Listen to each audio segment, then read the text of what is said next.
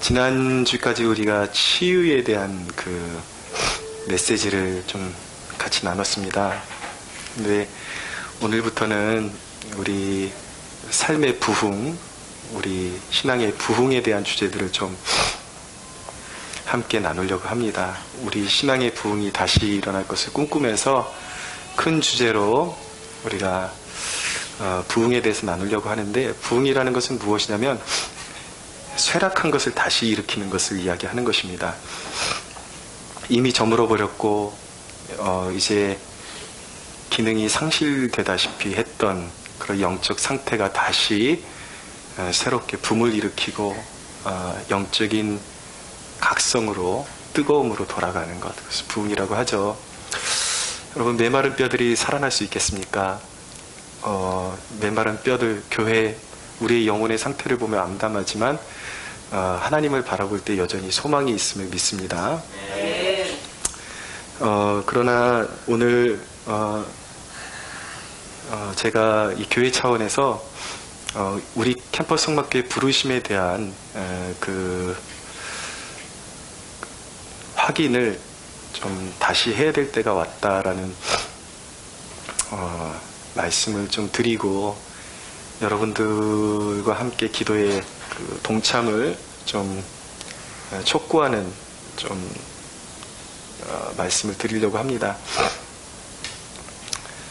지난 6년 동안 이 사역을 달려왔는데 사실은 참 쉽지를 않았습니다.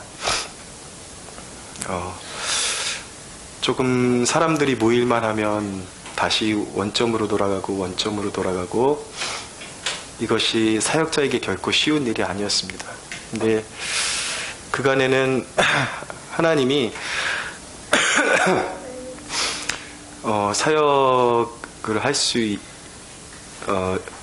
해 나가는 데 있어서 부족함이 없게끔 저희의 생활의 필요를 다 채워주셨기 때문에 그래도 염려 없이 여기까지 달려올 수가 있었습니다.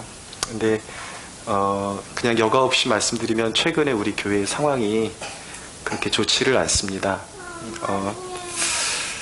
지금 교회를 유지하기가 굉장히 힘들고 버거운 상황 가운데 우리가 봉착해 있는데, 여기도 분명히 어떤 하나님의 메시지가 있을 것이라고 생각이 듭니다. 근데 언젠가 되겠지, 언젠가 부흥이 오겠지, 성장이 오겠지, 이런 식으로 하니까 그 사실 자체가 기약 없는 그 내일을, 이게 사실은 사람의 한 사람의 삶이라는 것이 자기가 어떤 일을 하든지 심은 대로 심고 거두고 또 그만큼의 보상을 받고 그래야 이제 일하는 그 기쁨이 생기고 그러는데, 지금 이 사역의 모습이 퍼부어도 밑 빠진 독에 물 붓는 것과 같은 그러한 상태가 끊이지를 않고 있습니다. 그래서 상황적으로 지금 더 이상 이어나갈 수가 없고, 그래서 지금 교회 상황으로 보면 지금 이제 교회의 문을 닫아야 하는 그런 상황까지 이제 오게 되었는데, 우리가 마지막 스파트를 한번 더 띄워보기로 결단을 했습니다. 그래서 2018년도 그 마지막 달까지 우리가 이렇게 뜨내기처럼 왔다 가는 사람들 말고 순수 예배 정착 인원 15명까지 우리가 목표로 뛰어가보자. 그리고 그렇게 하나님 앞에 절박하게 은혜를 구하면서 하나님께서 응답해 주시면 이곳에서 계속 사역하라는 뜻으로 알고, 그러니까 제가 지금 이 결단을 한 것은 교회 차원의 부르심도 그렇고 제 목회 차원의 부르심도 하나님 앞에 한번 절박하게 다시 한번 확인해 달라는 그런 차원에서 이제 결단을 하게 된 것입니다. 그래서 연말에 15명이 안 되면 과감하게 문을 닫기로 하자, 이렇게 결단을 했습니다. 사실은 지금 이제 우리 가정의 그 생계 문제로 인해서 제가 뛰어나가야 될 판인데, 그것보다도 지금 어려움을 주시는 그 하나님의 그 의도가 혹시 그 생활의 안주에 매이지 말고 한번 죽기 살기로 한번 마지막으로 한번 뛰어봐라. 그렇게 있다가 죽도 밥도 안 되겠다. 라는 하나님의 어떤 메시지가 아닐까. 그런 생각을 가지고, 이렇게 연말까지 정말 사활을 건 그런, 마지막 이 스파트를 한번 뛰어보기로 했습니다. 그래서, 제 아내하고 저하고 하루에 기도를 4시간을 작정했고요.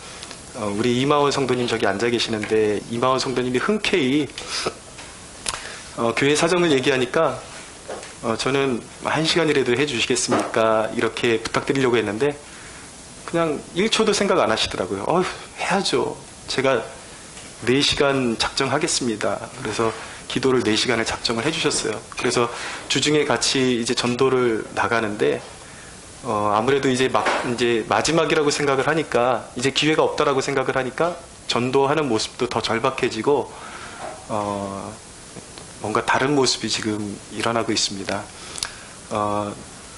여러분, 우리 캠퍼스 성막교회를 위해서 함께 기도해 주시기 바랍니다. 여러분들 가운데 여력이 있다면 여러분들도 좀 기도 시간을 작정해 주시고, 우리 캠퍼스 성막교회를 위해서 마지막 시대에 정말 쓰임받는 교회로 하나님 세우고자 하신다면, 올해에 정말 최소한의 예배 인원은 갖춰서 교회로서의 사명 감당할 수 있는 모습 갖출 수 있게 해달라고 그렇게 같이 기도해 주시기를 부탁을 드립니다. 부흥은 말씀의 회복으로부터 시작되는 것입니다. 오늘 본문 말씀은 굉장히 유명한 구절이죠. 예루살렘 성벽을 다 이제 느헤미야와 함께 재건하고 나서 이제 느헤미야와 에스라가 함께 합력해서 이제 종교 개혁을 일으키는 그런 장입니다. 그래서 이 수문학 광장의 부흥은 바로 말씀의 회복의 모습을 담고 있기 때문에 우리에게 굉장히 의미가 있다라고 말씀드릴 수가 있겠습니다. 말씀이 회복되려면 우리가 어떤 모습들을 우리가 찾아가야 하는가? 우리가 첫 번째 주목해서 봐야 될 대목은 무엇이냐면 바로 이 포로기를 마치고 돌아온 이스라엘 백성들의 말씀 앞에서는 그들의 태도, 그것을 우리가 눈여겨봐야 하는 것입니다. 5절을 보십시오. 에스라가 모든 백성 위에 서서 그들 목전에 책을 펴니 책을 펼 때에 모든 백성이 일어서니라.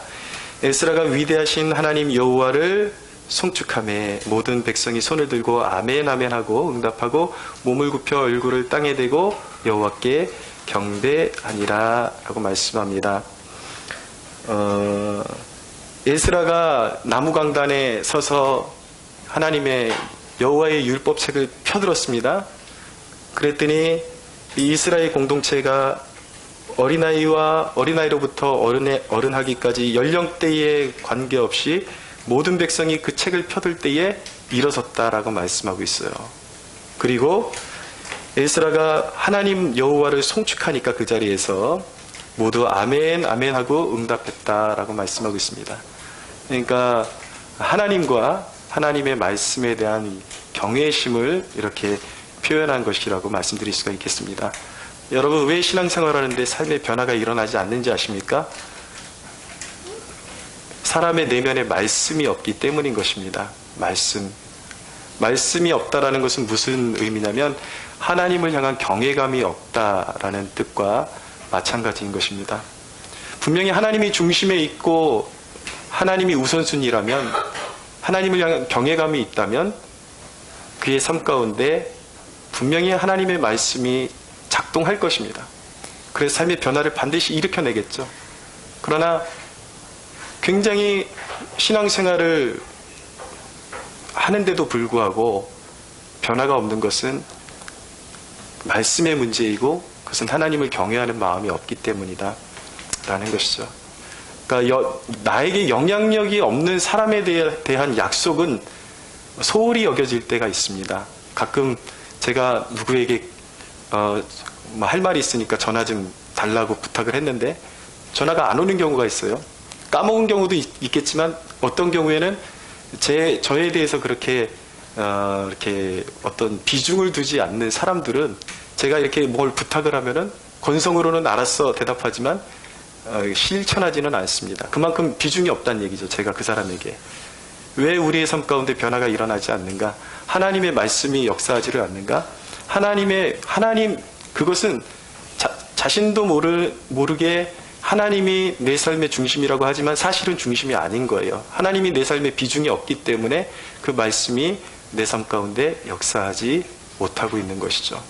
여러분, 하나님의 말씀을 캐논이라고 합니다. 캐논. 규범이란 뜻이에요. 삶의 지침이라는 뜻인 것입니다.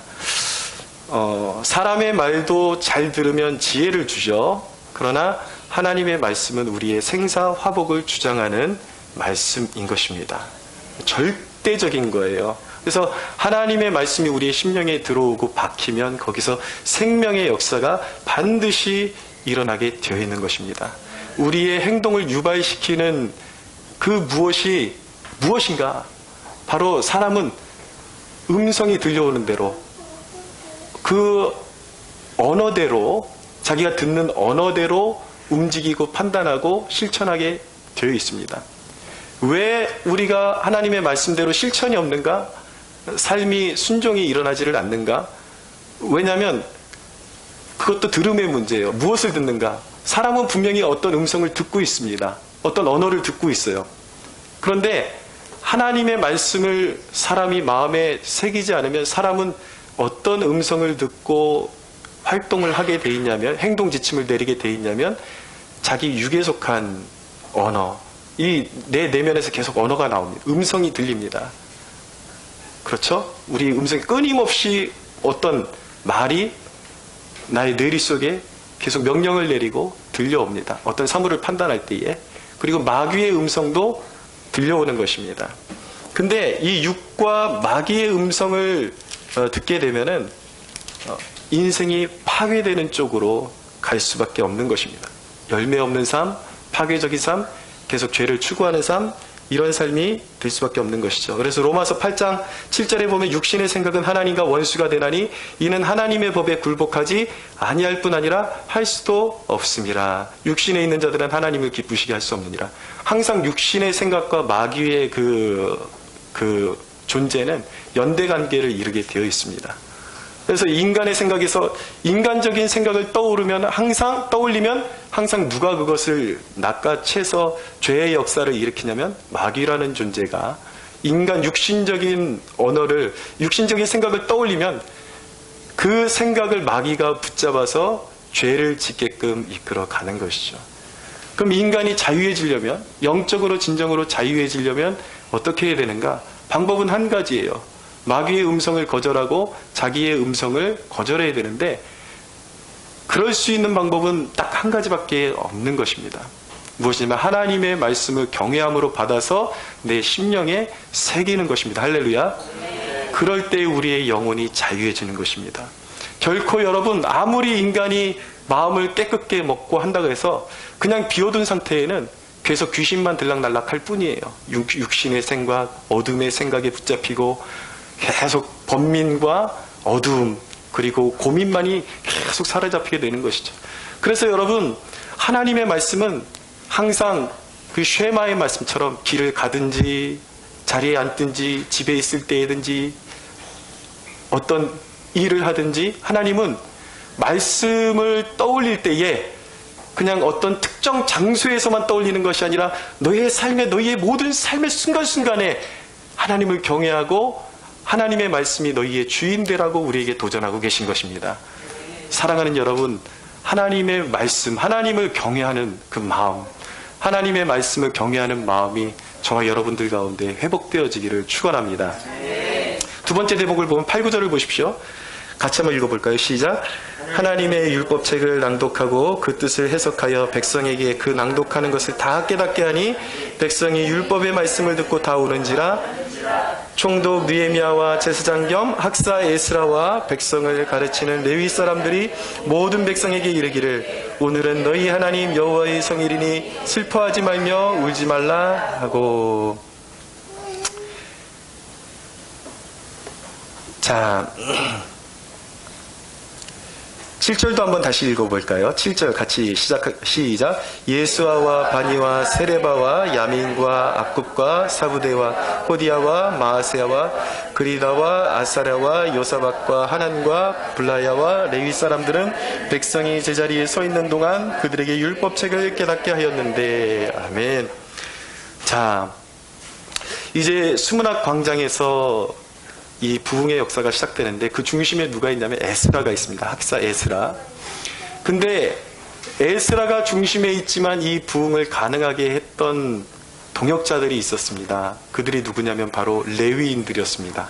하나님의 말씀을 밝게 하는 레위인들이, 에스라가 하나님의 말씀을 선포하면, 율법의 말씀을 선포하면 하나님의 말씀에 붙잡혀 있는 레위인들이 이스라엘 회중, 그때는 뭐 마이크가 뭐 이렇게 발달해 있을 때도 아니고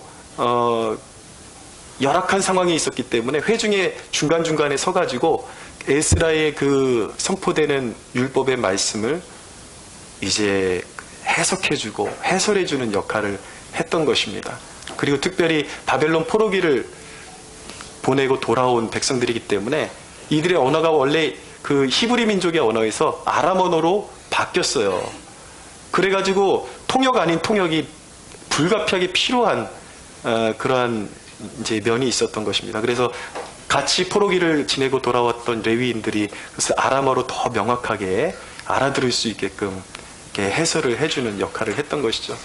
근데 여기서 우리가 주목해야 되는 단어는 뭐냐면 이 수문학 광장의 부흥의 주역은 에스라만 있었던 것이 아니라 그와 동역하는 말씀에 사로잡힌 레위인들이 있었다라는 사실을 기억해야 하는 것입니다. 에스겔서에 보면은 백성이 패망하는 이유가 무엇이냐면 레위인들과 제사장들의 입술에 책략이 없고 율법이 없기 때문에 망한다라는 말씀이 있는 것입니다. 여러분, 우리가 이 시대의 왕같은 제사장이라고 말씀하고 있습니다. 제사장 지파는 레위 지파예요. 그런 의미에서 보면 우리는 예수 그리스도를 믿는 우리는 영적인 레위인이라고 말할 수가 있는 것입니다. 그런데 여러분, 세상이 왜 여전히 어둡습니까? 레위인들의 입에 뭐가 있어야 돼요? 책략이 있어야 돼요. 하나님의 말씀이 있어야 돼요. 그런데 오늘날 그리스도인들의 입에 말씀이 있는 것이 아니라 그들의 삶의 세속적인 삶밖에는 보이는 것이 없기 때문에 세상이 어둡고 부흥이 더딜 수밖에 없는 거예요. 그러나 여러분, 우리 하나님의 백성들은 마땅히 그 심령과 그 입술에 하나님의 말씀이 채워져야 하는 것입니다. 레위인들이 에스라와 한 말씀으로 채워져 있고, 그러니까 뜻이 같아져요. 마음이 하나 될 수가 있어요. 그리고 그 마음으로, 말씀으로 시대를 바라보고 자신들의 모습을 바라볼 때에 영적인 어두움 가운데 갇혀있는 자신들의 모습을 볼 때 그 안타까운 마음이, 그것을 회복하고 싶어하는 그 갈망함이 하나로 뭉치니까 거기서 부흥이 시작되게 되는 것입니다. 사랑하는 여러분, 여러분들의 심령에 하나님의 말씀이 있게 되기를 축원합니다. 우리가 우리의 심령 가운데, 우리의 삶 가운데 하나님의 말씀으로 채워지고 그 말씀을 세상 가운데 전하는데 하나 되고자 하는 마음으로 그 말씀의 부흥을 위해서 우리가 기도할 때에 여러분, 우리는 부흥을 바라볼 수 있음을 믿으시기 바랍니다. 그런데 이 레위인들이 말씀을, 여기서 중요한 것은 무엇이냐면 깨닫게 해 주었다라는 거야. 거예요. 왜 반말이 나오지? 레위 사람들은 백성이 제자리에 서 있는 동안 그들에게 율법을 깨닫게 하였는데 라고 말씀합니다. 8절에 보니까 하나님의 율법책을 낭독하고 그 뜻을 해석하여 백성에게 그 낭독하는 것을 깨닫게 했다라고 말씀하고 있습니다. 자, 깨닫게 했다. 우리의 심령에서 부흥이 일어나려면 말씀에 부흥이 일어나야 되는데, 그러려면 말씀을 깨달아야 하는 것입니다. 근데 문제는 무엇이냐면 말씀을 깨닫는다라는 게 뭐냐, 이 질문에 대한 대답이 중요한 거예요. 여러분, 성경을 잘 지식적으로 해석할 수 있는 것이 말씀을 깨달은 것일까? 그렇지 않다라는 것입니다. 예를 들면 요한계시록, 요즘 주일마다 제가 강해를 하고 있습니다. 요한계시록 2장에 보면 버가모 교회에 대해서 예수님께서 말씀하실 때에 좌우에 날성검을 가지신 이가 이르시되 라고 이렇게 말씀합니다. 근데 여기에 나오는 좌우의 날성검이 로마 시대에 기병대가 썼던 롬파이아라는 양날검, 장검을 의미한다고 합니다. 그래서 그 당시에 총독이 이제 이 롬파이아를 들고 권세를 부리고 재판을 했는데 그 버가모 지역의 그 총독의 모습과 흡사하게 예수 그리스도가 좌우의 날성검을 가지고 계신 모습으로 나온 거는 무슨 이유인가? 진정한 재판장은 로마의 총독이 아니라 그리스도다라는 것을 가르쳐주는 대목이라는 것이죠. 근데 여기까지 의미가 있어요. 그런데 많은 사람들이 여기까지 알면 이거는 뭐와 같으냐면요, 배경 지식을 아는 것입니다. 사실은 말씀을 깨달은 게 아니에요. 이것은 당시에. 근데 많은 사람들이 어떤 원어적인 의미를 파악하고 시대적인 의미를 파악한 다음에 굉장히 자부심을 가지고 나는 말씀을 잘 알아 라고 그렇게 스스로를 높이는 경우들이 있죠. 근데 그것은 말씀을 깨달은 것이 아니에요. 단순히 배경 지식을 알았을 뿐이고 해석 차원에서의 말씀에 접근했을 뿐인 것입니다. 그러면 여러분, 이 본문을 통해서, 이 본문에서 말씀을 깨닫는다라는 것은 무엇입니까? 좌우의 날성검을 가지신 이가 이르시되 여기까지 가야, 어떤 것이 깨달은 것인가? 여기까지 가야 하는 것입니다. 무엇이면 내 삶 가운데 어떤 유혹에 부단히 내가 타협하려 그러는 그런 모습들이 있는데, 그 모습들을 내 마음을 살펴보니까 그것이 그리스도의 죄를 향하신 공의의 주님의 모습을 인정하려고 하지 않는, 좌우의 날성검을 가지시고 언제든지 심판하실 수 있는, 그리고 죄를 그만큼 미워하시는 주님의 모습을 담고 있는 것인데, 내 삶 가운데 그런 심판장이신 주님을 외면하고 내 마음대로 내가 욕심 부리는 것을 소유하기 위해서, 그것을 성취하기 위해서 내가 주님의 권위를 업신여기고 나의 그런 욕심들, 탐욕들을 내가 타협하고 있었구나. 그것을 깨달아야, 그래서 내 죄성을 깨닫고 내가 얼마나 하나님의 두려우심을, 주님의 두려우심을 묵과하고 있었고 무시하고 있었는지, 그 죄의 깊이를 깨달을 때 어떤 변화가 일어납니까? 삶의 태도가 변화가 일어나는 것이죠. 내가 너무 안일한 삶을 살았구나. 주님에 대해서 주님의 그 모습 그대로 바라보려고 했던 것이 아니라 내가 생각하는 주님으로 바꾸어서 생각하는 죄를 범하고 있었구나. 깊은 통회가 일어나야 그것이 진정으로 말씀을 깨달은 것이라는 것을 알아야 되는 것입니다. 그래서 말씀을 깨닫는다는 것은 무엇입니까? 단순히 배경 지식이나 어떤 그 해박한 지식을 깨달았다라는 것이 아니라 그것이 내 삶을 다스리는 주님의 음성으로 다가왔다. 할렐루야. 이것이 말씀을 깨닫는 거예요. 말씀을 그렇게 익혀야 하는 것입니다. 오늘 이 수문학 강장에 모여있는 유대 백성들에게 이 말씀이 더 깊이 있게 울려왔던, 어떤 말씀이 이들의 심령을 강타하고 이들로 하여금 말씀의 갈급함을 일으키고 통회하는 그러한 역사를 일으켰을까요? 율법을 읽었다고 말씀하고 있어요. 어느 부분인지 정확히 알 수 없지만 분명히 오랜 시간 동안 모든 율법의 말씀을 읽었을 것입니다. 그런데 이스라엘 백성들이 가슴이 저며왔던 것, 그들을 회개케 만들었던 그런 구절들, 제가 한번 이 상황을 제가 조명해 보면서 생각해 보니까, 하나님이 신명기를 통해서 이스라엘 백성들이 가나안에 들어갔을 때 어떻게 해야, 어떻게 축복을 누리며 살 수 있는지를 다 가르쳐 주셨는데, 그 율법의 말씀을 에스라가 읽었을 때에 뼈가 저리게 느껴왔을 것입니다. 우리가 정말 죄인이구나 라는 것을 깨달았을 것입니다. 신명기 8장 11절 이하에 보면 이런 말씀이 있습니다. 내가 오늘 내게 명령하는 여호와의 명령과 법도와 규례를 지키지 아니하고 내 하나님 여호와를 잊어버리지 않도록 삼갈지어다.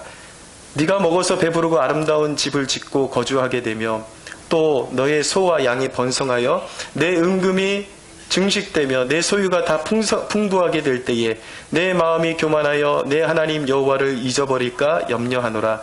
여호와는 너를 애굽 땅 종되었던 집에서 이끌어내시고 너를 인도하여 그 광대하고 위험한 광야 곧 불뱀과 전갈이 있고 물이 없는 간조한 땅을 지나게 하셨으며 또 너를 위하여 단단한 반석에서 물을 내셨으며 내 조상들도 알지 못하던 만나를 광야에서 내게 먹이셨나니 이는 다 너를 낮추시며 너를 시험하사 마침내 내게 복을 주려 하심이었느니라. 그러나 내가 마음에 이르기를 내 능력이 내 손의 힘으로 내가 이 재물을 얻었다 말할 것이니라. 내 하나님 여호와를 기억하라. 그러나 내게 재물 얻을 능력을 주셨음이라. 이같이 하심은 내 조상들에게 맹세하신 언약을 오늘과 같이 이루려 하심이니라. 내가 만일 내 하나님 여호와를 잊어버리고 다른 신들을 따라 그들을 섬기며 그들에게 절하면 내가 너희에게 증거하노니 너희가 반드시 멸망할 것이라. 여호와께서 너희 앞에서 멸망시키신 민족들같이 너희도 멸망하리니 이는 너희가 너희의 하나님 여호와의 소리를 청종하지 아니함이니라.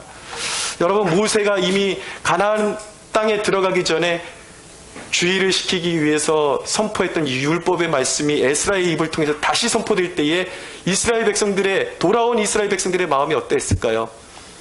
그 말씀에 주의했더라면 우리가 이와 같은 비참한 인생을 살지 않았을 텐데, 이미 하나님께서 우리에게 다 경고해 주셨음에도 불구하고 우리가 하나님의 말씀에, 경고의 말씀에 귀를 기울이지 않았기 때문에 그만큼 우리의 마음이 완고했고, 하나님께서 우리에게 재물 얻을 힘을 주셨다라고 말씀했는데 우리는 한순간도 살아오면서 내가 받아 누리는 재물과 삶의 혜택들이 하나님께서 주신 것이라는 것을 간과하고 망각하고 살고 있었구나 라는 것을 깨달았을 때에 그들의 심령에는 애통하는 마음이 일어났을 것입니다. 그래서 하나님을 더 추구하게 된 거예요. 거기서부터 그들의 영적인 부흥은 시작되게 된 것입니다. 할렐루야. 그래서 죄를 깨닫는 것이 중요해요.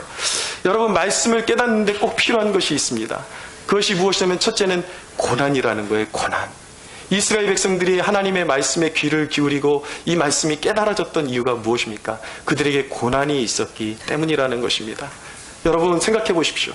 하나님의 말씀을 어기고 바벨론 포로기를 이들이 겪었습니다. 비참한 포로로 지낸다는 것이 무엇인지 겪고 돌아와서 이제 마음을 잡고 이스라엘 성전과 성벽이 재건되는 모습을 보니까 이 마음이 보통 애려오는 것이 아니었을 거예요. 그것을 보니까 이 말씀이 재건된다라는 것, 다시 우리가 하나님의 말씀에 귀를 기울일 수 있게 되었다라는 것이 얼마나 축복인지 그들이 깨달았을 것이라는 것이죠. 고난이 그들의 눈을 뜨게 해줬다라는 것입니다. 고난이 그들에게 유익이 돼서 하나님의 말씀이 더 정확히 들려오고 명확히 들려올 수 있도록 그렇게 만들어 주었다라는 것입니다. 여러분, 인생의 가장 큰 축복이 무엇인지 아십니까? 세상 그 어떤 것을 소유하는 것보다, 어떤 것을 누리는 것보다 더 좋은 것은 무엇이냐면 하나님의 말씀이 내 심령 속으로, 내 귀를 통과해서 내 심령 속으로 들어오는 것이 인생이 누릴 수 있는 축복임을 믿으시기 바랍니다. 왜 말씀이 들려오는 것이, 왜 말씀이 깨달아지는 것이 진정한 축복인 것입니까? 그것은 바로 위대하신 하나님, 전능하신 하나님, 회복의 하나님이 나의 심령 가운데 들어오셨다라는 사인이기 때문인 것입니다. 할렐루야. 두 번째, 말씀을 깨닫기 위해서는 성령의 조명하심이 필요한 것입니다. 여러분, 성령 하나님께서 말씀을 조명하시면요, 사실은 말씀을 깨닫는다라는 표현보다 말씀이 부어진다라는 표현이 더 적절하다고 저는 생각을 합니다. 말씀이 부어지는 것을 경험하게 됩니다. 이 학식이 있는 사람들이 잘 빠지는 함정이 뭐냐면, 아까 말씀드린 것처럼 원어를 해설하고 배경 지식을 알았다라는 그 자체만으로 하나님의 말씀을 깨달았다라고 오해하는 경우가 있습니다. 그러나 저는 학자들의 견해를 무시하지 않습니다. 왜냐하면 제가 감정적으로 잘못 빠질 수 있는 것들을 학자들이 올바른 지식으로 인도해 주는 면도 있기 때문에 그것도 중요합니다. 그러나 우리의 삶을 변화시키는 말씀, 그 변화의 말씀은 배경 지식을 깨닫고 단순히 그래서 우리에게 주어지는 것이 아니에요. 성령께서 하나님의 말씀을 붙잡고 우리의 심령을 강타하실 때 우리의 심령 가운데 말씀이 부어지는 역사가 일어나게 되는 것입니다. 할렐루야. 여러분, 저는 이렇게 한 사역자를 평가할 때에 그냥 그 사람이 실수했고 지금 어떤 죄에 빠졌기 때문에 그가 이전에 이루어 놓았던 모든 성과들이 다 거짓이라고 저는 그렇게 평가하지 않습니다. 왜냐하면 그가 애초부터 잘못된 사람이었고 사람들을 미혹으로 이끌어가는 사람이었다면, 사역자였다면 다르겠죠. 그는 애초부터 잘못된 것이지만 때로는 어떤 하나님께서 시대에 사용했던 사역자 중에 지금은 실수가 있고 어떤 죄 가운데 빠져있는지 모르겠지만 이전에는 아주 좋은 사역으로 많은 충만한 열매를 맺었던 사람들도 있어요. 그 중에 저는 한 분이 조용기 목사님이라고 생각을 합니다. 그분이 어디까지 잘못했고 구체적으로 어디까지 잘못한 것이 진실인지 알지 못하지만 그분이 이루어 놓은 기독교 역사의 전무후무한 그러한 주의 종으로서 많은 병자들을 일으키고 사람들에게 복음으로써 천국으로 인도한 이 사실만큼은 평가절하될 수 없는 그런 무시할 수 없는 면이라고 저는 생각합니다. 근데 이분이 이전에 하셨던 말씀 가운데서 굉장히 제가 경험했던 그런 말씀의 경험과 아주 부합하는 면이 있고 그분이 또 믿음의 선배로서 오히려 더 탁월한 그런 선포를 하시는 것을 제가 들었기 때문에 제가 이제 그분의 말씀을 여러분들에게 소개하려고 하는 것입니다. 많은 사람들이 하나님의 말씀을 붙잡고 기도하는데 우리가 흔히 말씀을 붙잡고 기도하면 이루어진다 그러는데 이루어지지 않는다라는 거예요. 왜 그런 것일까? 그분이 말씀하는 거예요. 하나님의 말씀이 부어져야 성령으로 그냥 기록된 말씀 자체로 하나님의 말씀에 권위가 있지만 하나님이 내게 그 말씀을 부어주는 경험이 되어지기까지는 아직 나에게 개인적으로 주신 말씀이 아니라는 거예요. 그런데 말씀 앞에 나를 노출시키고 말씀을 계속해서 읽다 보면 어느 말씀이 갑자기 내 가슴에 훅 하고 들어올 때가 있고 전율이 오를 때가 있고 뜨거운 감동으로 눈물이 복발쳐 오를 때가 있다라는 거예요. 그렇죠? 우리 경험한 것입니다. 그것이 바로 성령으로 말미암아 성령께서 말씀이 조명될 때에 우리의 마음 가운데 그 말씀이 부어지는 때라는 것을 기억하셔야 돼요. 우리가 말씀을 읽을 때 어디까지 읽어야 되는가? 그냥 기록된 말씀 선에서 끝나서는 안 되고 우리가 말씀을 깊이 들어가되 하나님이 성령으로 말미암아 우리 심령 가운데 말씀을 부어지는 데까지 들어가야 하는 것입니다. 그 말씀이 부어질 때에 우리의 심령 가운데 부어진 말씀을 붙들 때에 그것이 우리의 기도의 동력이 되는 것이고 그 말씀을 붙들고 기도할 때에 그것이 역사하는 말씀으로 우리의 삶 가운데 놀라운 기적을 일으킨다라는 사실을 믿으시기 바랍니다. 말씀이 부어지는 것을 경험하셔야 돼요. 성령께서 말씀을 비추실 때 그런 역사가 일어나게 되는 것입니다. 근데 여러분 어려운 점이 있어요. 무엇이냐면 많은 사람들이 성령으로 말씀이 깨달아진다고 성령께서 말씀을 조명해 주시면 말씀이 확 드러나고 깨달아진다 그러는데 그게 잘 되지 않으니까 어려워하는 사람들이 있어요. 그런데 여러분 아무리 목회자가 성령님의 조명을 통해서 말씀을 깨닫는다 그래서 그것이 쉬운 것이 아니라는 사실을 기억하십시오. 굉장히 부단하게 말씀을 깨달으려는 인고의 노력이 수반되어야 한다는 사실을 깨달을 수가 있게 되기를 바랍니다.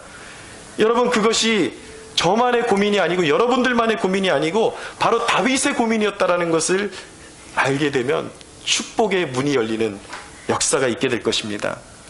다윗이 하나님의 말씀을 깨닫기를 원하는데 율법의 말씀을 묵상하면서 그가 어떻게 고백했냐면 나의 말이 주께서 언제나 나를 안위하실까 하면서 내 눈이 주의 말씀을 바라기에 피곤하나이다.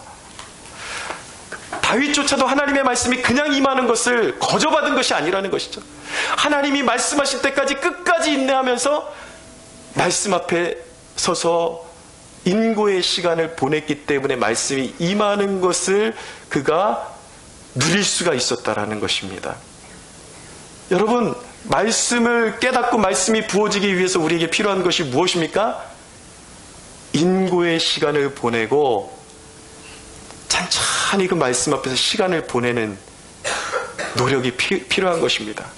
풍성하게 하나님의 말씀을 읽는 노력이 필요한 거예요. 그 가운데 여러분 기도도 마찬가지죠? 처음부터 기도가 성령에 붙들려서 기도가 나오는 게 아니죠. 처음에 내 힘으로 할 때 뭔가 맹성맹성하고 힘든데 어느 정도 하나님 앞에 내 간절한 심령을 올려드리면 갑자기 성령님께서 내 기도를 탁 잡아서 끌어가시는 것 경험하지 않습니까? 성령이 인도할 말씀도 마찬가지인 것입니다. 그냥 깨달아지는 것이 아니라 그 앞에서 충분한 시간을 보내고 묵상하고 시간을 드릴 때에 성령님께서 어느 순간 그 말씀을 비추어주기 시작할 때 우리의 마음 가운데 말씀이 부어지기 시작하는 것입니다. 할렐루야. 제가 이전에 부천 산성교회라는 곳에서 사역을 했는데 한 번은 주일 예배를 끝내고 요한복음 통독을 한 적이 있습니다. 근데 한 2시간 반 정도 통독을 했어요. 근데 절반가량까지 1시간이 넘도록 얼마나 이 말씀이 퍽퍽하고 맛이 없게 느껴지는지요. 막 너무 힘들더라고요. 그래서 이거 괜히 하기로 했나, 애들 너무 힘들 텐데, 그러고 막 처음에는 좀 후회가 되기도 했습니다. 그런데 절반이 넘어가는데 갑자기 성령께서 말씀을 터치해 주기 시작하시는 거예요. 그랬더니 말씀이 읽어지기 시작하고 말씀이 임하는 것을 우리 지체들이 경험하게 된 것입니다. 말씀이 임하는 것을. 여러분, 성령께서 말씀을 붙잡고 우리의 심령에 부어지는 사건이 있어요. 그러면 여러분, 단순히 말씀이 깨달아지는 것이 아니라 진정으로 말씀을 맛본다라는 것은 무엇인가? 말씀을 읽는데 성령께서 임재하시는 것을 느끼게 되는 것입니다. 그러면요, 말씀이 단순히 의미가 깨달아지는 것이 아니라 그리스도의 사랑이 깨달아지는 거예요. 그리스도의 자비하심과 인자하심이 깨달아지기 시작하는 것입니다. 할렐루야. 사랑하는 여러분 모두, 우리 모두, 여러분들 모두가 말씀을 경험하게 되는 축복이 있게 되기를 바랍니다. 말씀이 부어질 때에 여러분 어떤 역사가 일어나는가? 9절을 보십시오. 9절 같이 읽겠습니다. 시작. 백성이 율법의 말씀을 듣고 다 우는지라. 총독 느헤미야와 제사장 겸 학사 에스라와 백성을 가르치는 레위 사람들이 모든 백성에게 이르기를 오늘은 너희의 하나님 여호와의 성일이니 슬퍼하지 말고 울지 말라 하고. 여러분, 하나님의 말씀이 우리의 심령에 부어지기 시작하면요, 때로는 고통이 옵니다. 찔림이 옵니다. 죄책이 옵니다. 그러나 여러분, 성령께서 주시는 말씀을 경험하게 되면요, 거기서 통회가 일어나면서 동시에 너무나도 놀라운 신비예요. 통회가 일어나고 내 죄 때문에 펑펑 울고 있는데 어디선가 하늘의 평강이 부어지는 것을 경험하게 되는 것입니다.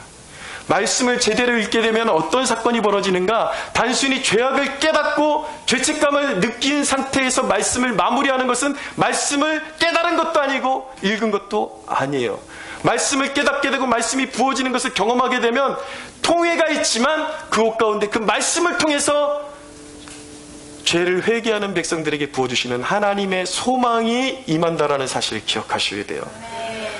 어떤 것이 말씀을 제대로 읽은 것인가? 말씀이 우리의 심령 가운데 임하면 하나님의 소망이 우리의 심령 가운데 깃드는 것을 경험하게 되는데, 왜 우리의 심령 가운데 말씀으로 말미암아 주어지는 하나님의 소망이 그다지도 중요한가? 그 소망이 왜 필요하고 그 소망으로 우리가 왜 채움을 받아야 되는가? 그것은 바로 그 소망이 놀라운 영적인 의미를 가지고 있기 때문이에요. 그것은 무엇이냐면 로마서 5장 5절에 보면 소망이 우리를 부끄럽게 하지 아니함은 우리에게 주신 성령으로 말미암아 하나님의 사랑이 우리 마음에 부은 바 됨이니. 할렐루야. 무슨 말씀입니까? 죄악에 쩔어 있었고 그것 때문에 고통을 겪고 있었지만, 지금 삶의 자리가 실패의 자리일 수도 있지만 하나님의 말씀의 부어짐을 경험하고 하나님의 소망이 부어짐을 경험하는 것은 무엇을 의미하는 것인가? 그것이, 그 소망이 단순한 소망이 아니라 우리를 향하신 하나님의 사랑이 부어진 것이라는 것을 믿어야만 하는 것입니다. 하나님의 사랑이 부어졌다는 것은 하나님이 이제부터 우리를 지키신다라는 뜻인 것입니다. 할렐루야. 우리를 건들 자가 없다라는 뜻인 것입니다. 우리의 패배한 인생을 다시 일으켜주시겠다라는 하나님의 약속이 그 소망 가운데 부어진 것이기 때문에 그 소망을 맛보는 것이 중요하다는 것을 깨달으시기 바랍니다. 그렇기 때문에 여러분, 우리가 소망해야 하는 것은 무엇인가? 우리의 삶에 부은 하나님의 말씀을 경험하고 말씀의 부어짐을 경험해서 우리의 심령 가운데 하나님의 소망으로 채워지는 역사가 날마다 있어져야 하는 것입니다. 여러분, 왜 교회가 소망입니까? 왜 교회가 소망인 것입니까? 세상에 없는 하나님의 말씀을 통한 죄인들을 향한 소망이 부어지는 곳이기 때문에 교회가 중요한 것입니다. 살아있는 교회의 조건은 무엇입니까? 살아있는 교회의 조건은 소망의 말씀이 충만하게 부어지는 곳이 진정으로 살아있는 교회임을 믿으시기 바랍니다. 이 말씀의 소망이 부어질 때 죽은 자들이 살아나는 역사가 일어나게 될 것입니다. 할렐루야. 오늘 하나님의 이 말씀의 소망이 여러분들에게 부어지는 축복이 있게 되기를 바랍니다. 말씀의 소망으로 채워져 있는 교회가 세상의 소망이요, 그 소망을 통해서 죽은 자들이 살아나는 역사들이 일어나게 될 것입니다. 우리가 이 시간 간구할 때 하나님, 우리의 말씀, 우리 교회 가운데, 내 개인의 삶 가운데 하나님의 말씀이 회복되어지게 하여 주시옵소서. 말씀이 깨달아지게 하여 주시옵소서. 할렐루야. 할렐루야. 사랑하는 여러분, 하나님의 말씀이 우리의 삶 가운데 부어질 때 여러분, 우리의 삶 가운데 놀라운 회복과 놀라운 부흥과 놀라운 하나님의 인도의 축복이 회복되어지고 여러분들의 삶에도, 우리의 가정에도, 교회에도 소망이 깃들게 될 것을 믿으시기 바랍니다. 우리 하나님께 영광의 박수 올려드리겠습니다.